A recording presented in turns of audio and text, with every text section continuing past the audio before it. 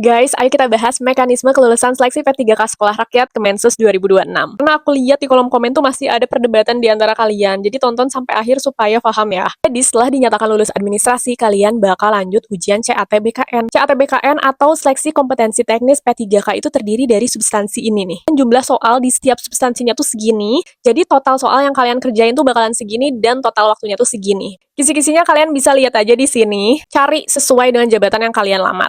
Nah, setelah ujian CAT berlangsung, hanya peserta dengan peringkat terbaik maksimal 2 kali jumlah formasi yang berhak mengikuti seleksi kompetensi tambahan atau SKTT. Nah, perankingan tetap didasarkan pada yang pertama, nilai total CAT. Tapi gimana kalau nilai CAT kalian tuh sama karena pelamarnya tuh banyak? Nah, kalau sama, bakalan dilihat dulu dari skor substansi teknis. Kalau masih sama, dilihat lagi dari skor manajerial. Kalau masih sama, dilihat lagi dari skor sosial kultural. Dan kalau masih sama, bakalan dibandingkan IPK-nya. Dan kalau masih sama juga bakal dilihat dari usianya. Dan kalau usianya masih sama, maka pelamar tersebut diikut sertakan pada seleksi kompetensi tambahan. Kalau pelamar prioritas nggak berhasil masuk 2 kali kebutuhan formasi pada tahap CAT, maka berdasarkan redaksi di pengumuman, pelamar prioritas itu hanya berlaku di penentuan kelulusan. Jadi mereka tuh kalau nggak masuk 2 kali kebutuhan formasi, yang nggak akan lanjut ke tahap SKTT. Itu baru asumsi pribadi aku ya, nanti kalau ada update atau perubahan, bakalan aku share lagi. Terakhir, teman-teman yang masuk ranking 2 kali kebutuhan formasi,